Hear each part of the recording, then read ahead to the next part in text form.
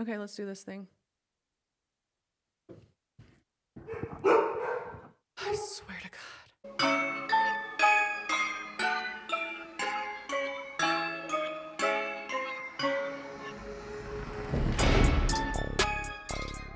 Hello, everybody. How's it going? It's been Hey, a hot minute. I know.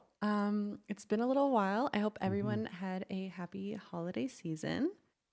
I think the last time we recorded was Halloween. I think we did one episode after Halloween, or Oh, maybe.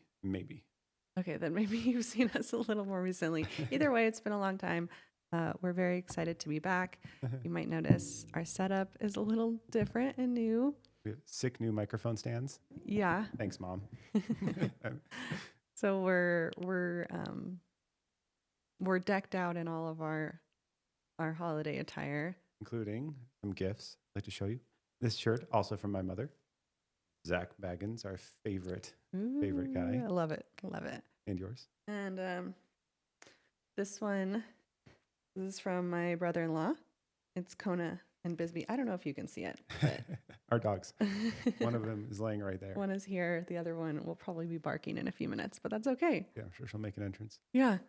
So now, Let's get into it. let's get into Connecticut. Today's Connecticut. Yeah, our state series, we're moving forward with Connecticut. Let's just dive right into it. I'm actually very excited about this one. Okay. Two of my favorite people came up while researching Connecticut. Two of your favorite people. Who are your favorite? Or is that the part of the surprise? No, I mean, did you not come across any famous people in your Connecticut research? No, I did not. Oh, Well, I mean, sort of, I guess. Depends on how we're defining famous. okay. Well, in both of my stories, they feature Ed and Lorraine Warren. Oh, okay, they're in mine too. Well, Okay. Lorraine Warren is, so maybe they're from Connecticut. Are they? I have no idea. Okay, let's just move on. Okay. I'll start. You have one, right? Correcto. Okay. I have one. Well, I have two. I'll start with my first one from. Ooh, you've heard me talk about this book before. I don't know if you've seen it though. Yeah. But it is American Ghost Stories, and it makes my research very easy. You should go up there and just put it right in front of the lens for everybody to see. Yeah, that's a great idea. A Okay, nice for good anyways, video. I have my new bookmark that has a ghost. Let's get into it. Okay. This one is, hopefully you didn't do this one. We'll see. 966 Lindley Street. No. Lindley Lindy. No. Street, Bridgeport, Connecticut. I grew up on a street called Bridgeport. You But did? Not in Connecticut. No. Okay. So it's a haunting that occurred in the 1970s. This one is really interesting because keep this in mind during the whole story. But there's like a lot of poltergeist activity involved in this one. Okay. Someone eventually confessed to doing all this stuff, Oh, cool. but it's like up for debate whether that confession was legit or not. And so keep that in mind when you're listening to the story to see if you think that someone could actually pull this off. Okay. Okay, so there was Gerald Goodwin and his wife Laura had strange occurrences in their home in the 70s, like 1974 to be specific. Things like unexplained knocking noises, furniture moving, etc. Religious items being destroyed, just like your typical haunting stuff. Typical ghouls. Yeah. But this it started as like little things here and there, and then it grew and it grew and it grew to be like more dramatic of things happening. Okay. They ended up actually like calling the police out on like several occasions Okay. because like too much is going on. Like, this is really weird. Our furniture is moving, like things are slamming, like something is going on and we need help because none of this can be explained. And so they called the police out several times, and the police did come out. They actually witnessed some of these events happening. Oh, is it like in the police reports? I assume so. That'd be cool. Yeah. ghost in police reports. But the police like witnessed this, and they brought out the fire department. The fire department like confirmed that there's no structural issues with the house, and basically no one could really figure out what was going on to actually cause these disturbances. And eventually it became like more popular in the area that this house is haunted because all these police are coming and this family's having issues. And so like large crowds began to gather outside their house and like witness what's going on. People were very interested in what's going on. But eventually, because the authorities like weren't able to identify anything, they're like, look, no one is in your house. Your structure of your house seems fine. I can't explain this for you. They ended up calling our friends Ed and Lorraine Warren. The parents of Zach Baggins, actually. I don't know if anybody knew that, but. And they declared that the disturbances actually had to do with the couple's daughter, Marcia. Oh, and so Marcia was adopted. She was a native girl from Canada. As in like Native American? I believe so. Okay. So it's said that the activity like started when she ended up staying home from school for several weeks because of a back injury, because she was bullied and like hurt her back. Oh, geez, and so that's some bullying right there. I know. Did they leave her home with a Ouija board? So because of that injury, that's the reason why she stayed home. And it's said that that's where these disturbances started happening. Some of these disturbances, again, witnessed by a variety of people, including the Warrens and the fire chief, the police, etc. Things like witnessing dishes rattling, pictures jumping off the wall, television sets falling over, a heavy leather chair jumping at least 6 inches off the ground, portable television rise off the table and rotate and like fly back down, things like flying off the shelves, like full movie like haunting. Insidious? Is that the series? What's the series that has like the Ed and Lorraine? Conjuring House? Conjuring. This is like full on like Conjuring level, like Shenanigans, yes. And again, but like a lot of people saw this. Additionally, there was like a chair that Marcia was sitting in that like moved like quickly backward, flipped over, and a plastic crucifix exploded on the wall, supposedly. Exploded. So, in a later report, the police testified that they had witnessed the refrigerator go off, like levitate off the ground and slam back down. That's a strong ghost. That takes some serious like deadlifting skills to get right. And like so many people are like witnessing this, like policemen and like fire chiefs and Ed and Lorraine Warren witnessing this. This is my favorite part of the story, though. Another reported issue was that the family cat Sam, after surgery, came back from the vet and was speaking English, specifically singing Jingle Bells. I would say of all the things that we've gone through on this show, a cat saying Jingle Bells is probably the most unbelievable. I know. But I like it. I like the idea of it. And I think we need to train Bisbee to sing. Let's not actually train her to do that. But all of these events started happening shortly after the film Exorcist. The Exorcist was released. And so that's why they're like, okay, you're just doing this for all the clout, basically. 70s era clout. Right. Yeah. AKA a book deal and a PBS special. But the Warrens said that this was obviously due to demons. Well, naturally. I mean, what else would it be? So the police continued to like monitor these disturbances. They ended up like locking down the whole neighborhood because this was like such a big ordeal.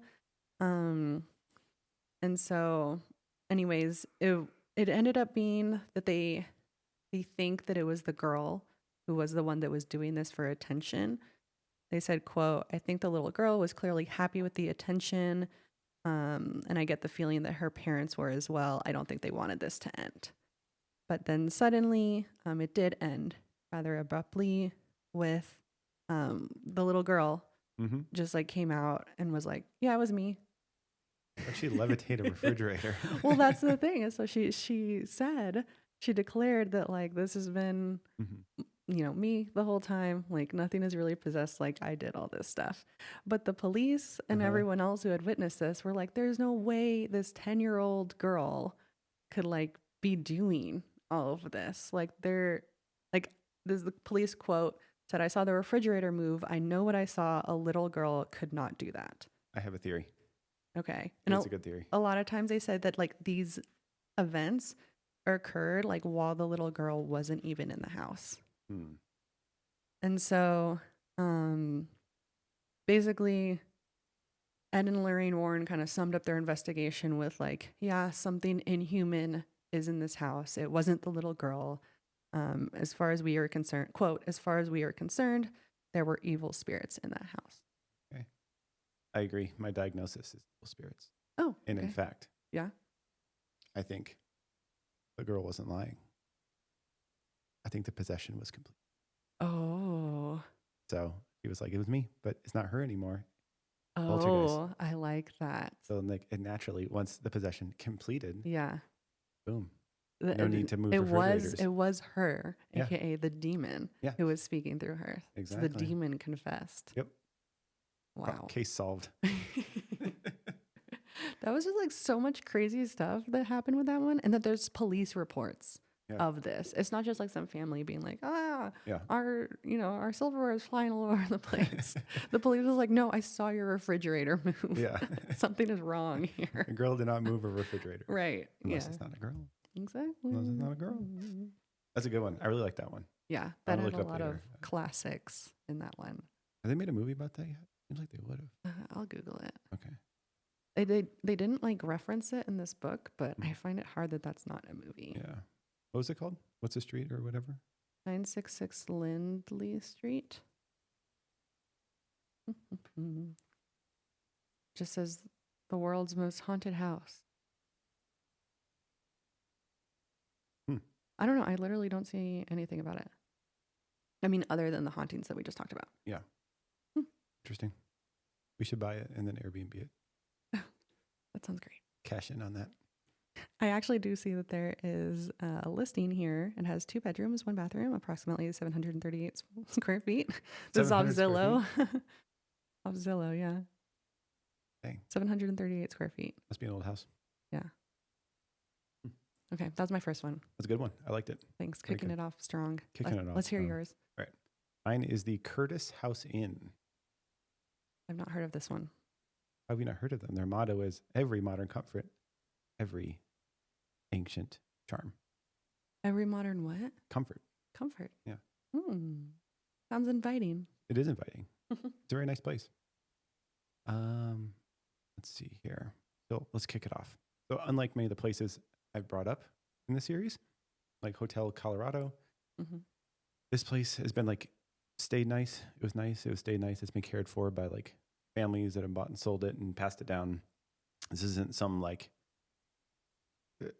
converted hospital / morgue run by the military or like a sham hospital run by a con man. So this is just like kind of like a overall positive place, I would say. No crazy like negative energies other than there's this firsthand account that I found online of this person who like this writer who like stayed there and then like wrote an account of it. I'll go through that, and they have some like negative stuff, but like overall it's positive, and all the owners have been very positive. So I'm thinking it's positive. Okay. Yeah. So it was originally built as a 2-story structure, completed in 1734. So it's very old. By a Reverend Anthony Stoddard for his family. This is the home. Later, we'll call him Junior, Anthony Stoddard Jr., the grandson, opened up the home as an inn. Okay. And he called it and I can't spell it, it's like Orenaug. I assume it's like a Native American word, Orenaug. Okay. Like Orenaug Inn or something like that. Okay. Anyway, he would later change it to the Curtis House Inn. But they would stay on the first floor, and then the second floor reserved as like kind of like a ballroom, like an event space. Later on, it was, of course, renovated and expanded. So sometimes in the 1800s, they changed the second floor ballroom space into additional rooms. And then in 1900, Levi Curtis spent $400 to raise the roof. $400? Literally. $400. Yep. Well, was he rich? Mr. Money over here. He would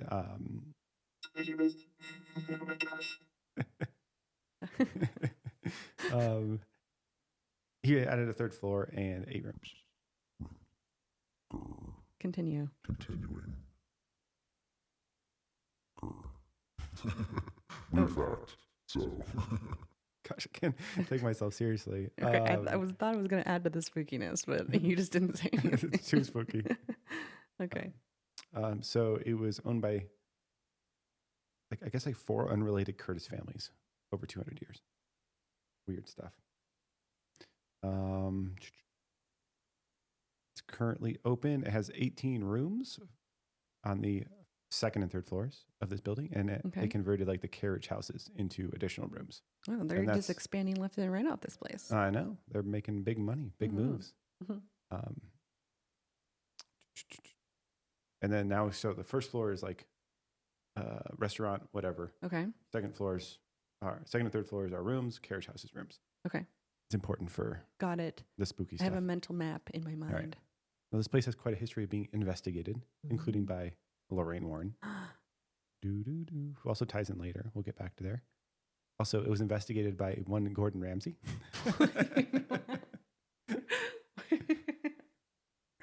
I'm sorry, what? Yes.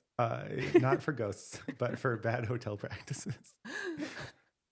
They were on Hotel Hell. He's like, this might be Hell's Kitchen. This might be Hell's Kitchen. This is Hell's Kitchen. Actually, it's Hotel Hell. Oh, okay. So I guess he has a show where he goes and tries to fix up hotels or something. You know, like I don't know if investigated is the right word. I'm gonna use investigate. He's investigating for improvements. He's investigating business practices. Okay. But yeah, he was on Hotel Hell, so we can actually go there and watch them try and save their business. I don't know. I think it's all. Okay, well, we'll definitely watch that. But no, Zach Baggins. He has not been there. What? Because I couldn't find any of it. Yep. So, oh my God. Shocking stuff. Moving to the ghosts. Yes. So overall, like I said, positive history. Seems to be mostly chill ghosts. So we're starting on the 3rd floor and work our way down. Okay. So investigators have had their hair tugged. And I don't know how they know it's a former slave, but they sense the presence of a former slave. I don't know what that means. We had another one that reminds me of the one we had previously where it was you could tell it was John or someone from his boots, his steps in the hallway. Okay. Thanks. Yeah, there's a lot of psychics who have visited here, so I think they all just make up. They're like, you're for sure a former slave. I can tell. Slave. Yeah, so unseen presence of a former slave has been sensed, so AKA confirmed. Okay. Orbs have been caught on film, meaning dust or bugs. And then they claim to have a clear what EVP. a non-believer over here, just writing all of those off. Oh, Come trash. on. Get it out of here. What did Gordon Ramsay have to say about it? Did he think the orbs were bugs or dust? Oh, he did. He's like, there's so many bugs here. What's this kid? We're running a kitchen. And then they said that there was an EVP that was recorded there, but I couldn't find it online. So, yeah. So it'll make more sense why I think this, but weirdly, I think they start the low number rooms up top. Didn't hear anything. None of those buttons have done anything. Oh, it's because it's turned all the way down. Oh, perfect. There we go. Thank you. I've been trying to add some character to this. And it's been silent. The people watching just see me over here just pushing all the buttons, but nothing's happening. I gotta leave it muted to protect against you over here. Okay. All right. So people stay in room 5, which apparently is on 5. Yeah, the top level for some reason. There's 4 rooms. Just 1, 2. Well, I don't know. The way I've described it is 5 was in the 3rd floor, and then the higher number rooms are the 2nd floor. I don't know why. Okay, sure. Let's see. They hear voices and they hear someone walking around. So. Spooky. 2nd floor, room 16. Again, I don't understand why 3rd floor would be 5 and the 2nd floor would be 16. There's a girl that I'm going to call Pick Me Sally. Sally is said to hang out on the 2nd floor, especially in room 16. I don't know where they got the name Sally. Probably a psychic. but she's a real pick-me girl because female guests say that they have their covers moved or pulled off of them and shoved out of bed. And then the male guests receive special attention, who tucks them into bed and then goes into bed with them. So she's a bit of a pick-me girl. She's not like other girls. She's not like other girls. She tucks you into bed. Oh, man. All right, so now we got into room number 1. On the I don't know how these rooms are numbered. floor? In the basement. We're still on supposedly floor 2. Okay. Room 1. I don't know how they're numbered. Maybe it's by size. Okay. Or maybe I'm just reading things online that aren't super accurate. This room has like 1 to 3 entities. They might all be the same person. Okay. The first one is a Lucius Foot, who was a former owner. Okay. While alive, he used it as the innkeeper's quarters. This is kind of a cool one. So they report seeing a full body apparition of him. FBA. And a full on FBA. He'll stomp in, take his boots off, and say, "I had a rough ride." So like apparently he's like talking and visible. So it's like a full on interaction. But does he just say that every time, or does he? It seems like it's not like interacting with you. It's more like a replay. What's that called? Residual haunting. Residual haunting. Yep. Noted. Interesting about this dude is he was murdered. He actually like won a lot of money in like a card game or something, and then he got murdered nearby. So people think his ghost is related to that, like him coming back and he got murdered. So his ghost comes back after the murder. Yeah, he's just like every time. Every time he's like, "Oh, that was a rough ride." A rough ride. Once again, I got murdered for the 10th Once time. again. I can never get away from it. A psychic was laying in the bedroom one, and they also said that they felt like him come into the room, take his boots off, and then get into bed with them. Like he was going to bed. Him and the pick-me girl should get together. I know, they'd be really good together. Just have your own bed. You don't need to be like joining guests. Yeah. There's a potential second entity that shows up here and other places, and they call him an elegant Confederate gentleman. Oh. Yeah. Let's do this for the Confederate gentleman. So I don't know how they distinguish. I don't know why they're calling him a Confederate gentleman, because to me it seems like it could just be Lucius Foot again, because they just hear like loud boots thumping in a disembodied voice. That literally sounds like the same guy. It sounds like the same guy. And then again, they carved out like a third one, like a third entity here. Who also has boots. They just see they've never seen this person, but a strong presence that they just sense that's a male in this room. It's not the Confederate guy. Or Lucius Foot. So if there is anybody in this room, I think it's one person. Also, no one's confirmed like that this person looks like Lucius Foot. They just call it Lucius Foot. So they're just kind of guessing at who it might be. It's probably him. So it seems to be a dude He who was got there murdered after a long nearby. ride, and then for some reason, was hanging out in that room. Interesting. Yeah. In the dining room, there's they say there's a positive female spirit. Oh. One psychic described her as matronly. And was she a former slave? She's not a former slave. Oh, okay. Just was she Confederate? We don't know. Confederate former slave.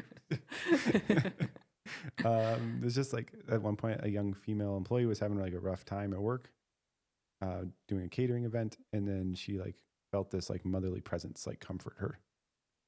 So this seems to be like kind of a supportive ghost. Yeah. And then I think this is just honestly the same guy again popping back up, the Confederate general. He's everywhere. But in like the pub area, ground level, there are claims that a male entity dressed in 17th to 18th century attire will kind of hang out. People speculate that this person is like a former owner who doesn't like that it was like that part of the building was converted into a pub. I don't know why they think that it was like negative. Why would you not like that it was converted into a pub? Yeah, it'd be sick. You're like, this was just like our bedroom before, now it's a freaking pub. That would be awesome. Drink some beers with the boys. I mean, when you're a ghost, wouldn't you want to hang out at a pub instead of a bedroom? Yeah, it'd be way more entertaining. Hello. You're like, oh, you moved all my stuff. My bed was perfect here. I needed it right there. And that's, again, similar to room one, there's reports of a full-bodied apparition of a Confederate soldier who will lurk around. I don't know if people necessarily can like distinguish between different eras of early American dress. So it might also just be the same person. It might just be like one ghost like all over the place that just dresses like 1800s ish. And they're like, this is it. It sounds like one ghost for sure. Yeah. And also, I guess I don't know a whole lot, I guess, about Connecticut in the Civil War, but like, was there a lot of Confederate gentlemen in like? I don't know. Was there? I don't know. It's gonna go a while. Let's see here. Last one. This is a cool story. So basement. We have another Joe. So another Joe. I'm the other Joe. Oh God! I was like, was there a Joe Confederate soldier in the story previously? So there's ND Joe. He's a former employee there. He's a dishwasher and just kind of did general chores. And I guess he used to sit on the staircase and like have a cigarette and eat mashed potatoes. This was his thing. This would have been like in like the 70s, 80s, his time, maybe earlier, because he passed in 1985. Okay. But so this is a very current, like recent ghost? Pretty recent ghost, yeah. You think he started haunting like the 90s? Yeah. Wow. Okay. Yeah. So when the current owner was like a kid, I guess they had an employee there who they said, like, go down to the basement, get like firewood. And then he tried to go downstairs and he's like, I can't get down there. There's someone like eating mashed potatoes and like smoking and like, a white work uniform. That's like actually and they're like, scary. oh, that's just Joe. Like he used to do that. And he's like, as long as you don't try to take a cigarette, you'll be fine. So we can post a link in the show description. There's an article where the owner's talking about this story. And then they like made like a plaque in remembrance of this employee. And of Joe and his mashed potatoes? And Joe and his mashed potatoes. And then that same employee who was like, oh, that's the guy I saw sitting on the staircase. So I guess just like Joe likes to hang out there and do his thing. He was a dishwasher. And did like general chores and stuff. So like a maintenance guy kind of a thing. Oh, just I guess he liked it. I guess he liked his job. That's very odd. Want to hang around. Very chill ghost. Yeah, just chill. Having a cigarette, eating your mashed taters. Okay. Potatoes. Sure, you do you. Boil them, mash them, stick them in a stew. All right. Couldn't get through an episode without a Loader reference. Mm-mm. Yep.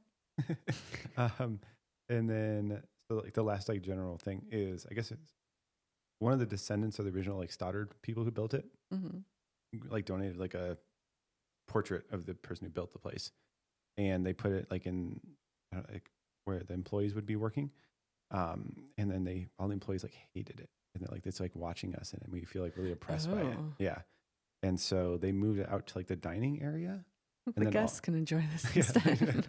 And then everybody like felt fine. So maybe like the ghost was like, I know I gotta be on my best behavior. I can't like mess up the business here. But someone just put me in the dining room. All right. So time check. Doing okay. I'll get through this last thing quickly. Okay. Is it about Lorraine Warren? I'm still waiting. Yeah. So it's not Lorraine Warren, but there was this lady who went to a Lorraine Warren event, like a seminar. Okay. And coming back from the seminar, they stopped here. They didn't know like this place. It was just like the friend found it. Nice place to stop. And so they get a room in the carriage house. Okay. Get into the carriage house. And so I didn't know this term before, but this lady claims that she is clairaudient. So like you hear. Like she can hear. Yeah. Yeah. I didn't know that word. So this new lore for you. For me. Thanks for educating us. And so they get in the room. She's by herself. She's starting to get ready for bed. And then she started noticing some spooks. Some spooky sounds. Some spookums. Was it a ghost singing Jingle Bells? Yes, Jingle Bells. Cat walks by. So being clairaudient, she says, this is quotation from her. She's a good writer. Being clairaudient with a dash or two of clairvoyance thrown into the mix. Just a sprinkle. Just a sprinkle.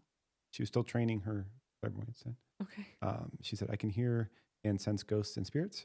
I hear an audible tone that drifts around the room, allowing me to identify the location of the entity as well as the gender. Oh, so she's got like clairvoyant, like echolocation situation. I love that. Do we have a do sound? I don't think so.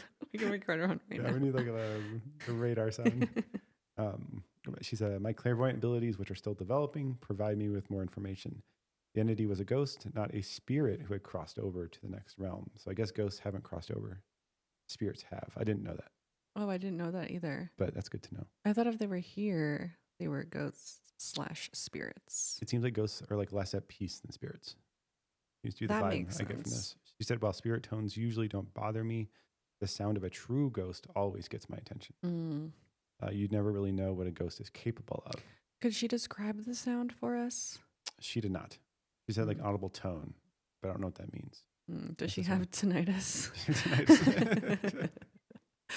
She's like, the ghosts are back. So she goes on to describe that she sensed a young female from the early 19th century.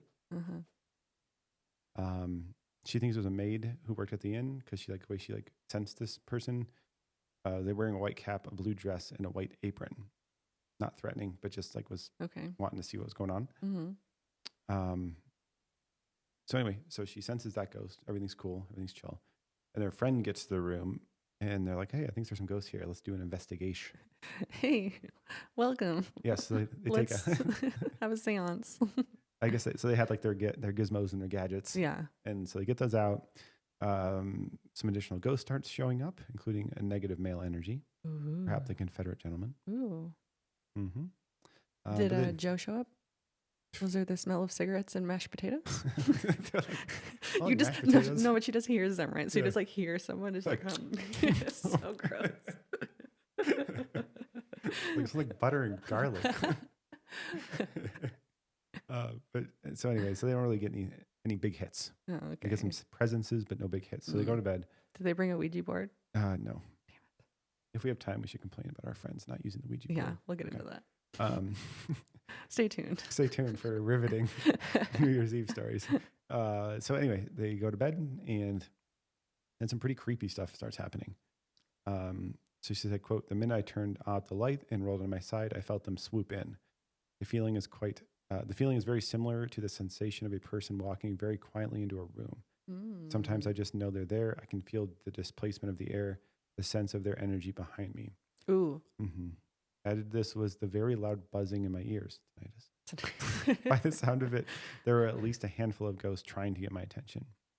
And then the spirit started to like move around her. They moved her hair. They grabbed her leg and her ankle. She said it felt like a cold hand. Then it escalated. And I think this is pretty creepy.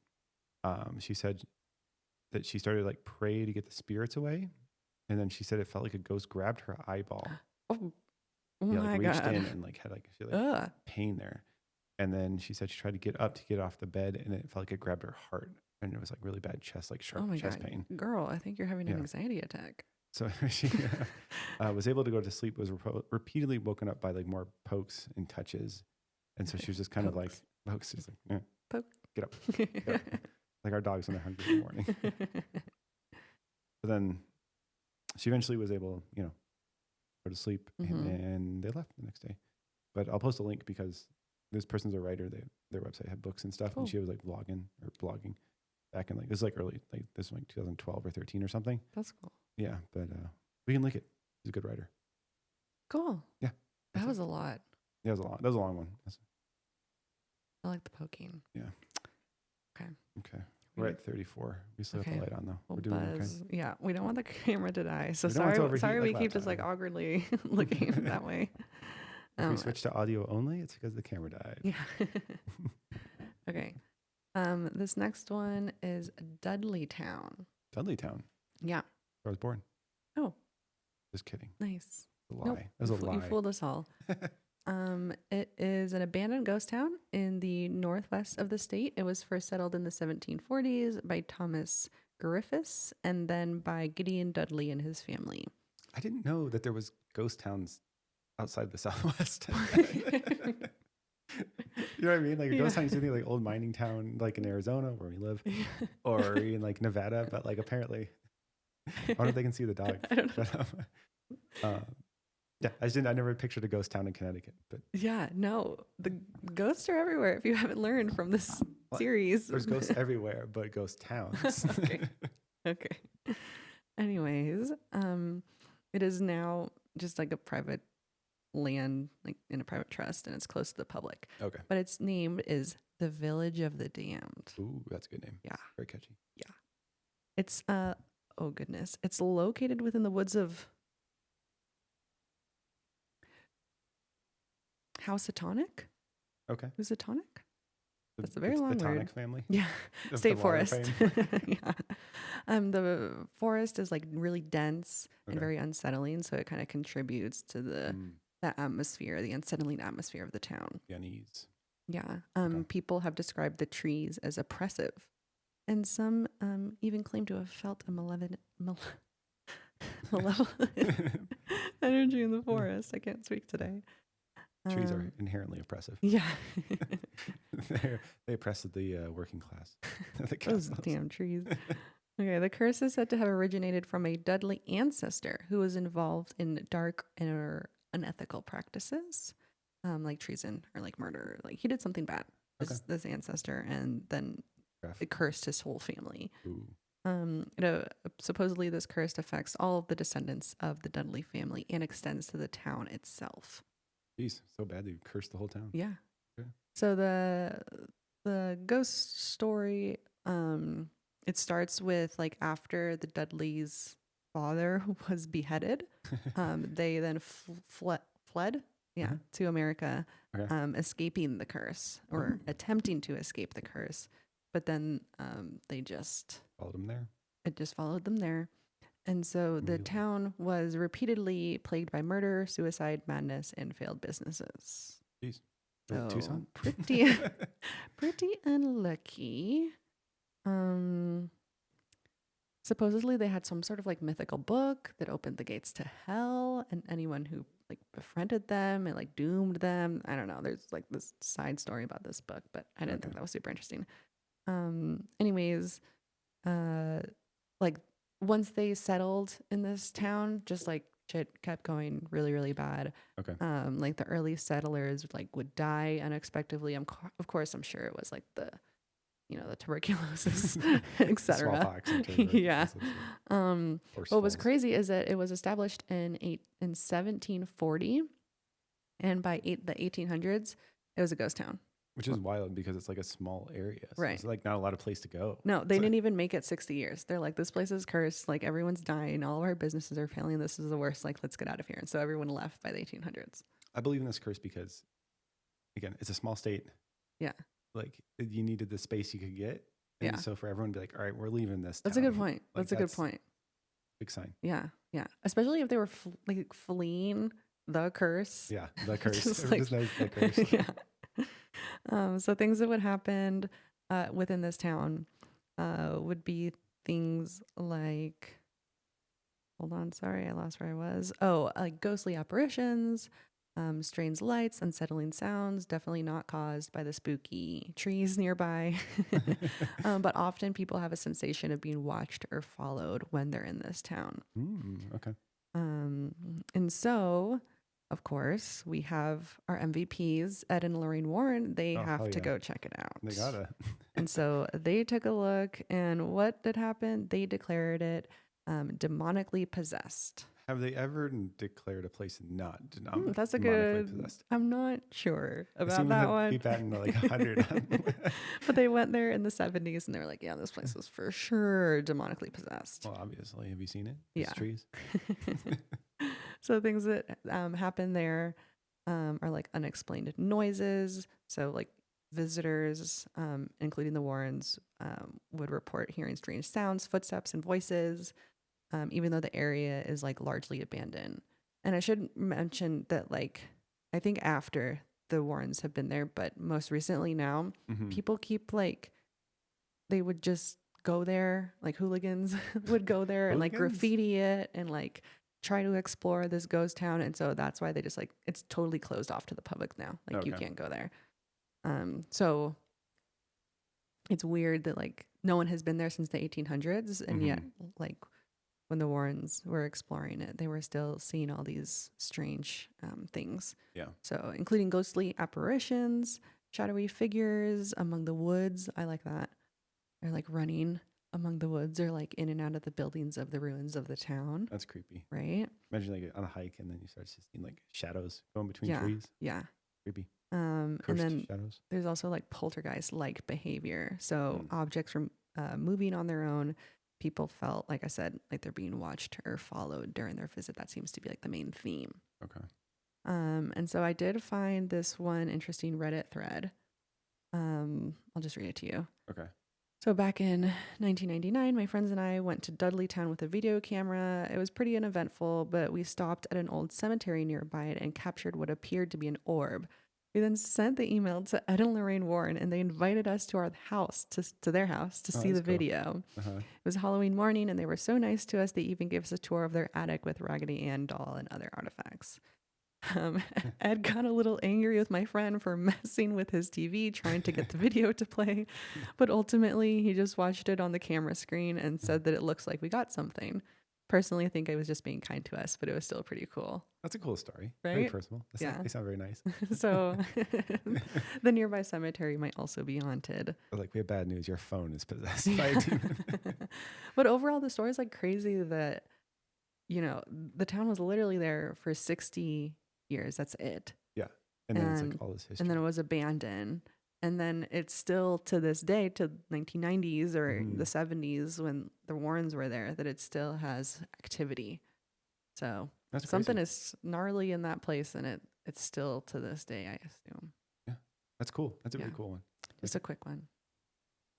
I say we wrap it up before we lose our camera. Yeah, here. let's do this. Well, cool. Thanks Thank you, for everybody. listening. Yes. Fun stuff will be linked, like you said, that author and stuff will be linked in the notes of this thread. Otherwise, we'll see you next time for our next state. Whatever comes after Connecticut. Yeah. We'll see you then. Yeah. All right. Happy New Year, everyone. Happy New Today's Year. New Year's Day. So Merry Christmas. Happy Hanukkah. Yep. Everything. Thanksgiving since we've seen you. Yep. And we'll see you all again in 2 weeks. See you next time. All right. Stay spooky. Bye, everybody.